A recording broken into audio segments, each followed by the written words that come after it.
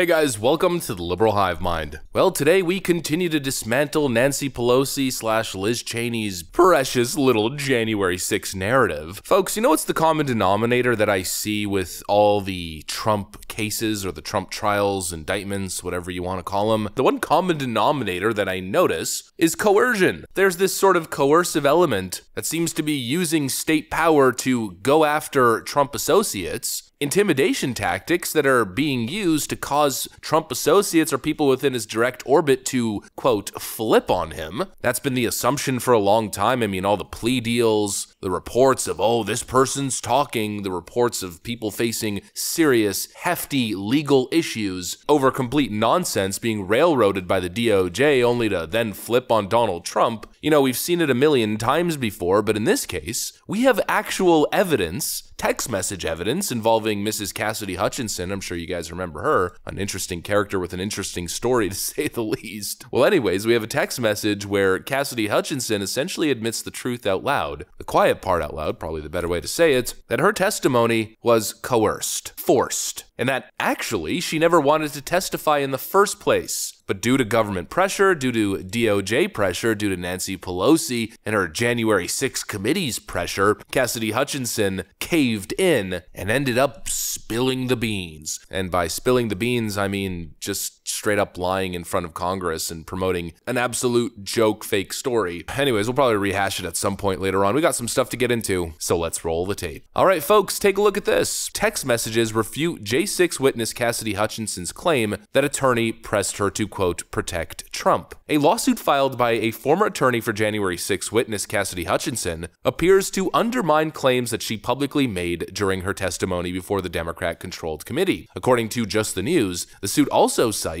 text messages indicating that she initially did not want to comply with the January 6 committee's investigation and appeared to prepare to leak information about the committee's proceedings to the media independently of her lawyer. These texts originate from just before her initial closed-door interview with the special committee investigation related to the January 6 riot. They precede her revision of the account of events that occurred after parting ways with her first lawyer, Stefan Passantino. She claimed that Passantino had exerted pressure on her to remain loyal to former President Donald Trump. The texts were added as evidence to Passantino's lawsuit against Andrew Weissman, currently an MSNBC legal analyst, former prosecutor, and deputy to special counsel Robert Mueller, alleging that he publicly impugned Passantino's reputation, claiming that Mr. Passantino coached his client Cassidy Hutchinson to lie in congressional testimony. This is an insidious lie, the lawsuit claims. Mr. Passantino never coached Mrs. Hutchinson to lie, nor did he attempt to shape her testimony in any way. Texts purportedly from Hutchinson also appear to indicate that the former aide to Trump's chief of staff, Mark Meadows, initially acknowledged her reluctance to cooperate with the committee, despite Passantino's encouragement for her to do so, Just the News reported. Like, how on earth are they doing this to you? One unidentified person asked the former Trump White House aide. I don't know, but I don't want to comply. Stefan wants me to comply. January 6th committee, which was hand-selected by then Speaker Nancy Pelosi and included Trump opponent and then Representative Liz Cheney from Wyoming, portrayed Hutchinson as a willing participant. In a different exchange, Hutchinson seems to convey skepticism about Passantino's media strategy regarding her deposition. She suggests that she might independently leak information to the media separate from her lawyer to ensure that her narrative is seen first. Here's another text message, quote, so I want to. Stefan wants to wait till after my depot. I have to go in person next Tuesday. He doesn't think the committee will leak it. They promise they won't, but I don't trust them, Hutchinson said to an unknown individual, and I want it to be my/our narrative that's out there first. It's all just so fake. It shows you how the cookie's made. You have a bunch of self-interested public servants, more focused on narrative, more focused on saving their own behind than the actual truth. You have her lawyer behind her, attempting to get her to do one thing. You have the January 6th committee and their interest and the narrative that they're trying to spin. And then you have Cassidy Hutchinson, who's trying to save her own behind and also spin her own narrative and play the game by getting ahead of the January 6th committee in terms of leaking information so she could, quote, set her narrative. But as we know, the way things played out, she was never able to do so, now was she? Nancy Pelosi and Liz Cheney set the narrative, and Cassidy Hutchinson was simply the tool. Cassidy Hutchinson Hutchinson's story was leaked to the media so incredibly fast after her closed-door deposition. I mean, there wasn't even a moment to breathe. Instantly, Cassidy Hutchinson meets with Liz Cheney, meets with Nancy Pelosi, claims Donald Trump lunged at the steering wheel, attacking a Secret Service agent, going full-on Rambo mode due to his unquenchable thirst for total tyrannical power. You know, come on, give me a frickin' break. Even Cassidy Hutchinson admits it in her own text message that she was attempting to paint, quote, her narrative. She wasn't attempting to tell the truth or clear the story, clear the record. She, in her own words, was attempting to craft her own little narrative. It shows you exactly what's going on. Cassidy Hutchinson didn't even want to testify in the first place, but she was forced to. Nancy Pelosi and her goons most likely intimidated Cassidy Hutchinson. Most likely they told her something along the lines, you know, something to the effect of, you know, things can get pretty difficult for you if you don't comply. Who knows what's gonna happen? Especially considering she worked directly with Mark Meadows, is another person who's, quote, flipping as the DOJ is applying pressure on him. And so it just goes to show how everything is coerced. And it shows you just how corrupt the United States government is, or at least some actors within it. They intimidated this young White House staffer who had no real connection to Donald Trump. They essentially strong-armed her, they blackmailed her into becoming a witness, turning on Trump, and of course, most importantly, they had her publicly testify in front of the American people during a prime-time January 6th committee event that was aired on TV with all kinds of advertising dollars behind it, all kinds of promotion. Prime time airing at, I think, like 7 or 8 p.m. for the whole world to see. They put her in front of the committee and had her lie, had her tell one of the most ridiculous hoax stories to paint their preferred narrative to take down Donald Trump. Like, are we just gonna gloss over that and not acknowledge the fact that that is incredibly messed up? That is so incredibly corrupt, wrong, morally repugnant, vicious, malicious, everything that you could possibly imagine. But that's what they did. They intimidated this girl, and they had her lie in front of millions of Americans. They had her tell a fake sob story, tell a fake story that was immediately refuted by the individual who was actually present the next day. Like I stated earlier, this is how the cookie crumbles. You're seeing how it's done behind the scenes. You're seeing how a lot of these people who are flipping on Donald Trump, what they're saying behind the scenes in their own personal communications. If somebody says, I don't want to testify, but I have to, saying, quote, I better leak this to the media before they do so I can set my narrative. If those are the words that you are reading in private communications, it tells you all that you need to know. No stone will be left unturned, no document unread, no individual unsubpoenaed. They will go after everyone and everything related to Donald Trump. It's the classic communist strategy. Show me the man, and I'll find you the crime. That's exactly what they're doing with these bogus plea deals and testimonies and narratives. The United States has become a corrupt, left-wing banana republic, and this is further proof to add to the pile of mounting evidence. Absolutely shocking stuff, but most likely stuff the media will ignore, most likely stuff that people won't be paying attention to. Probably not even going to crack the top 100 of news stories this week, as sad as that is. But hey, at least we know it exists, and